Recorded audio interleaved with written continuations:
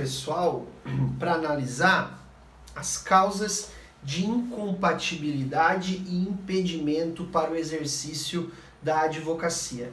Nessa aula nós vamos abordar os artigos 27 a 30 do Estatuto da OAB, a Lei 8.906 de 94. Bom, essas causas de incompatibilidade e impedimento, elas também ajudam a gente a compreender aquelas causas de pedido de licença ou de cancelamento da OAB. Então, muito atenção a elas. Começando pela definição de incompatibilidade, porque essa incompatibilidade, que se vai significar proibição total para exercer a atividade profissional, ela se divide em duas.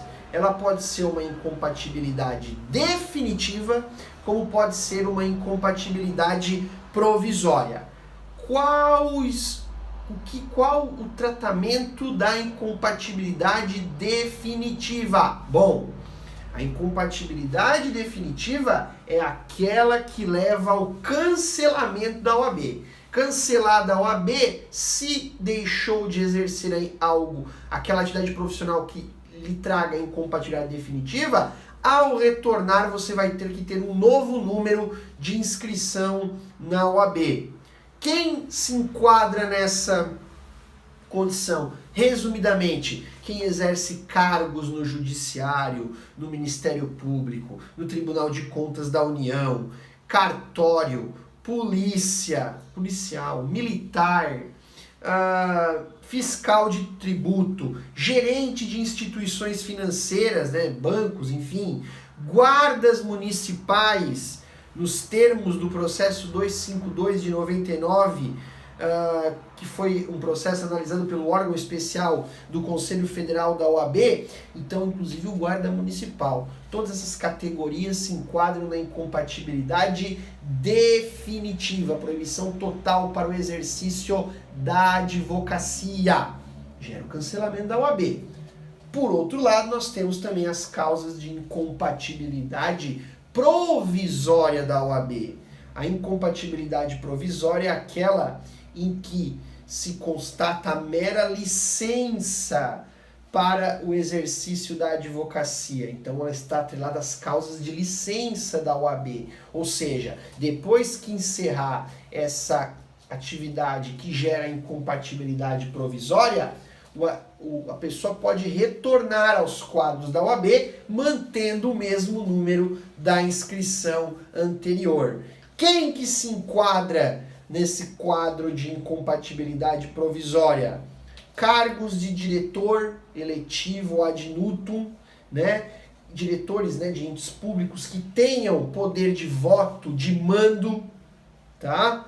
Então, o diretor de uma agência reguladora, por exemplo, a Anatel, ele tem uma incompatibilidade provisória para o exercício da advocacia. Quando ele deixar o cargo de diretor da agência reguladora, ele pode voltar a advogar com essa licença, já que ele tinha licença e com um número anterior, o número da inscrição. Da mesma forma, os chefes do Poder Executivo, né, presidente, governador, prefeito, enquanto estiverem no mandato, também vão ter que se licenciar da OAB, porque são causas de incompatibilidade provisória, além dos ministros de Estado, secretários, né, trazendo aqui para a nossa realidade, seja estadual, seja municipal, todos têm incompatibilidade provisória para o exercício da advocacia. Então a incompatibilidade ela pode ser uma incompatibilidade definitiva, como pode ser uma incompatibilidade provisória. A incompatibilidade definitiva gera o cancelamento da OAB, a incompatibilidade provisória leva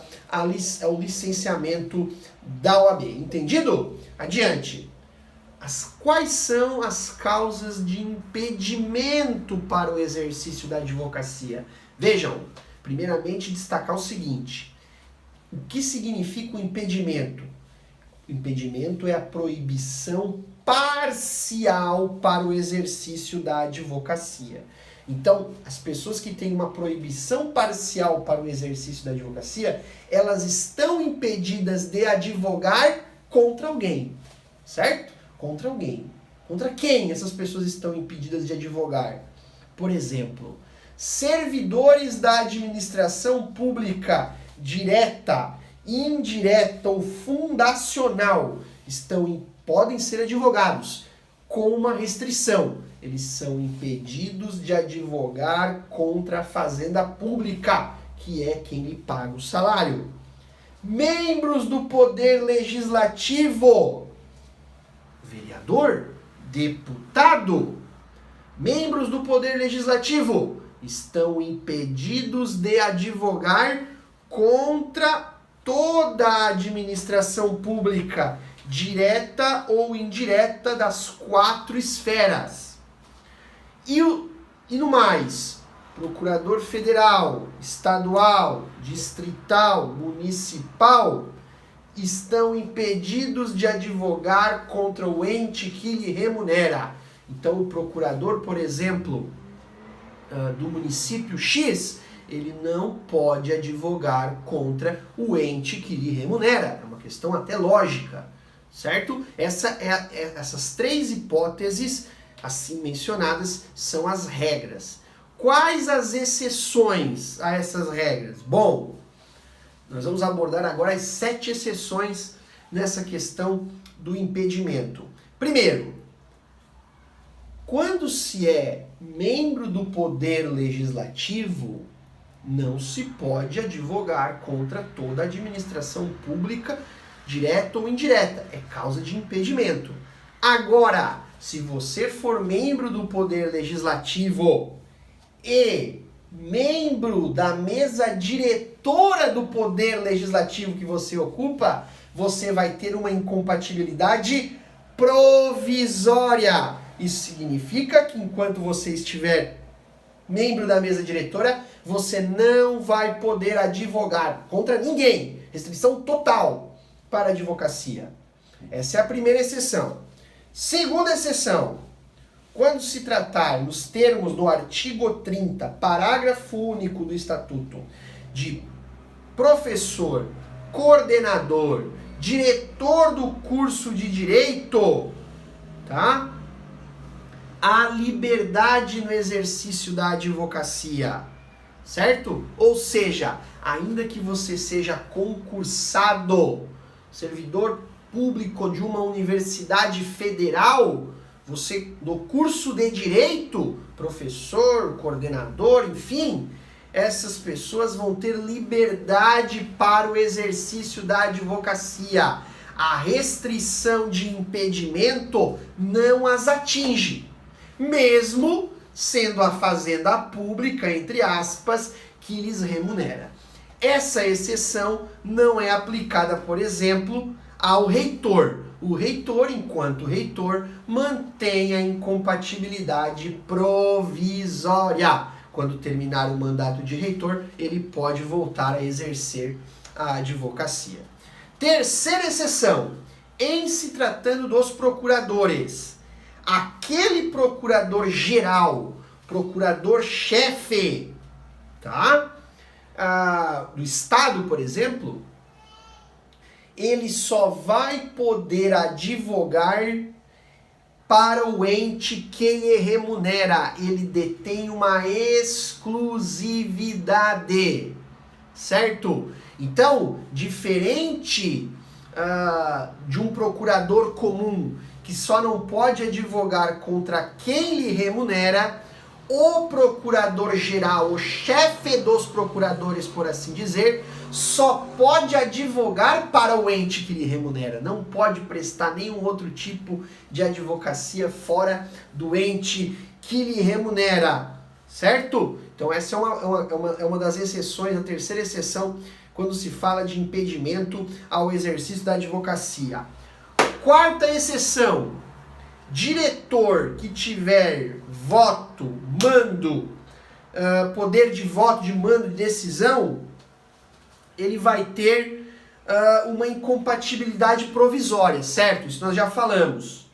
Agora, se ele não tiver nem poder de voto, nem poder de mando, nem poder decisório, essa incompatibilidade provisória não está lhe afetando, portanto ele é livre para o exercício da advocacia, certo? Então falamos lá atrás do diretor, por exemplo, de uma agência reguladora, que teria esse poder de mando de voto. Agora, se ele é diretor numa determinada agência reguladora e ele como diretor não tem poder de mando de voto decisório, ele está livre para o exercício da advocacia. Quinta exceção, juiz eleitoral. O que acontece? Existem juízes eleitorais que partem da OAB. A OAB tem poder constitucional para indicar componentes como juiz eleitoral. Não existe concurso, não se trata exclusivamente de juízes de carreira, tá? Quem vai ser indicado, esse profissional que vai ocupar a cadeira de juiz eleitoral, ele até pode ser juiz de carreira, mas ele pode ser juiz também, ele pode ser um advogado indicado pela OAB, que passou pelo crivo dos juízes, obviamente, né, do tribunal, dos desembargadores, para se tornar juiz eleitoral. Essa figura do juiz eleitoral vindo da OAB, ele fica impedido de advogar na justiça eleitoral. Óbvio, como é que ele vai advogar e vai julgar seus próprios processos? Então, o juiz eleitoral, oriundo da OAB, ele fica impedido de advogar na justiça eleitoral. Tá ok? Sexta exceção.